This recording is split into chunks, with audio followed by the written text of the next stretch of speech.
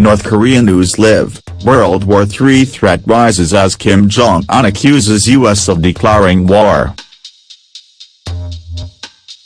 Here are live updates and the latest news on North Korea and the U.S. 6:30 a.m., North Korea moved jets to bolster coastal defense following vote to shoot down U.S. jets. North Korea has redeployed its warplanes and bolstered its coastal defenses after U.S. aircraft flew over the country's east coast last week, it has been revealed. South Korea's spy agency spotted Kim Jong-un's fighter jets moving across the peninsula while the North Korean military scrambled to secure their coastal borders. It comes after the Kim regime threatened to shoot U.S. aircraft out of the sky amid claims Donald Trump had declared war on the Hermit Kingdom. 4:30 a.m. California prepares for a new SEAL strike following North Korea missile tests. The state of California has laid out plans in the event of a catastrophic nuclear attack from North Korea, it has been revealed. In response to heightened global tensions and the endless war of words between Donald Trump and Kim Jong-un, the state of California has braced itself for a nuclear attack. A newly discovered 16-page document entitled Nuclear Attack Response Considerations has been issued to Los Angeles officials and the Department of Homeland Security, warning of the chaos that would ensue if North Korea struck the U.S. state.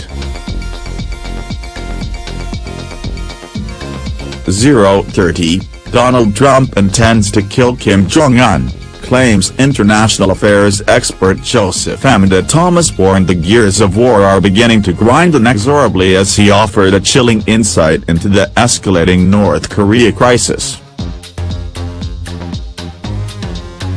The professor warned U.S. President Donald Trump shares one common and dangerous trait with the man blamed for the First World War, German Emperor Kaiser Wilhelm II. 10:15 p.m. Police destroy package outside North Korean embassy. Police have destroyed the package outside the North Korean embassy in London using a controlled explosion. A statement from the Met Police said, police were called on Monday, 25 September to a report of a suspicious item at 19:52 hours outside an address in Gunnersbury Avenue, W5. Officers attended along with other emergency services.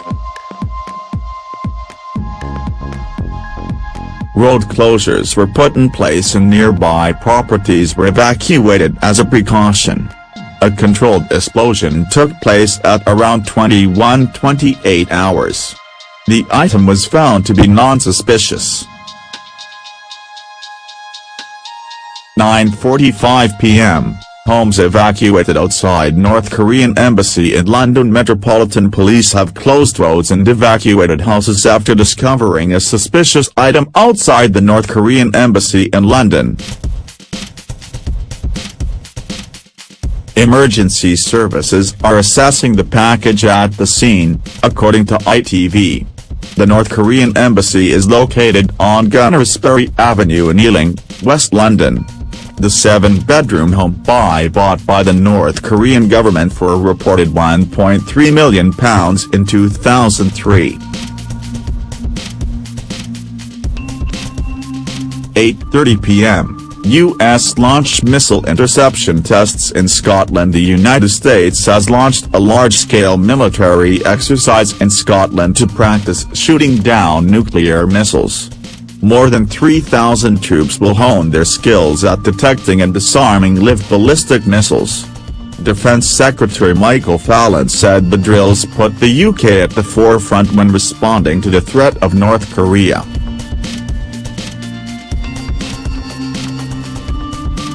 He said, North Korean tests have shown the danger of rogue states developing longer-range missiles, he added. by hosting this cutting-edge exercise in anti-missile defense with allied navies. Britain is at the forefront of developing a more effective response to this growing threat. American troops will be joined by soldiers from Britain, France, Canada, Spain, Italy, Germany and the Netherlands. The exercise will run until October 18.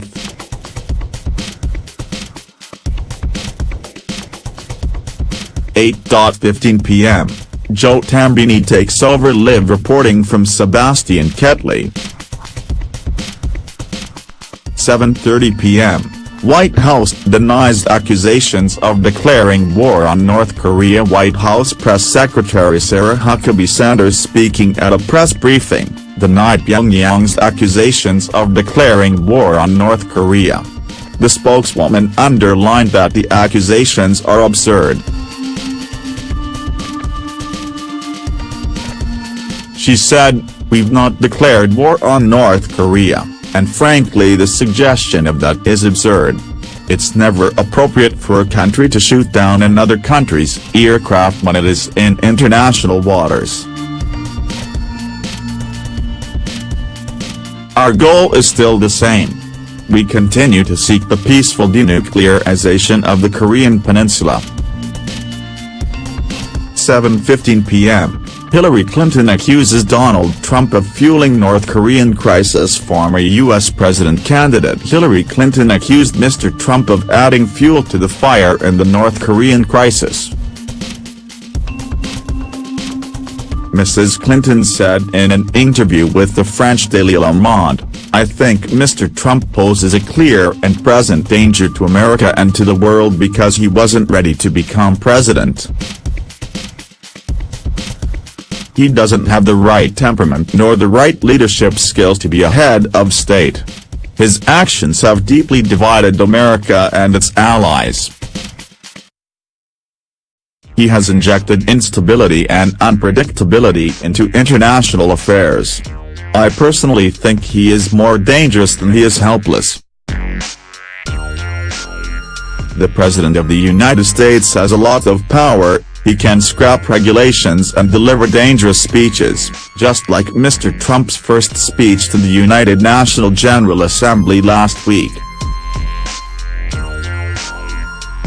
Mr. Trump's UN speech was dark, dangerous and selfish.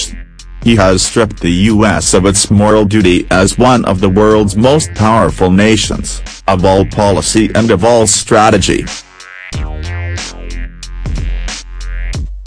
He is fueling unnecessary disputes. His harsh words for Iran could trigger a second nuclear crisis, on top of the ongoing North Korean crisis." 7:10 p.m. This is how war by miscalculation starts, claims expert Vipin Rain. A MIT professor expressed his concerns about the latest threats from North Korea on Twitter. He tweeted, "DPRK really hates the B-1B flights. They were clearly making the regime nervous about surprise attack. This is how war by miscalculation starts." 7 p.m. USA. North Korea tensions escalate after Pyongyang talks of war. The saber-rattling between the U.S. and North Korea has taken an unprecedented dangerous turn, after the U.S. was accused of declaring war. North Korea's Foreign Minister, Ri Yong-ho, claimed earlier today that U.S. President Donald Trump had openly declared war on his country. Mr. Ri had attended the 72nd United Nations Assembly in New York, told reporters, "In light of the declaration of war by Trump, all options will be on the operations table of the supreme leadership of the DPRK." The foreign minister also went as far as to reserve his country's right to shoot down American bombers even if they are not in North Korean airspace. "The whole world should clearly remember it was the U.S. who first declared war on our country," he said. Since the United States declared war on our country, we will have every right to make countermeasures, including the right to shoot down United States strategic bombers even when they are not inside the airspace border of our country. Mr. Trump personally responded to the thinly veiled threats in a tweet, where he said, "Just heard Foreign Minister of North Korea speak at UN. If he echoes thoughts of Little Rocket Man, they won't be around much longer." The Pentagon told reporters today that the U.S. military was ready to deal with a developing situation as necessary. Pentagon spokesman Colonel Robert Manning said, "If North Korea does not stop their provocative actions, we will make sure that we provide options to the president to deal with North Korea." The shocking comments came just days after Mr. Trump vowed to destroy North Korea if Kim Jong-un's regime continues to pursue its nuclear ambitions. In an impassioned speech at the 72nd United Nations General Assembly, Mr. Trump said,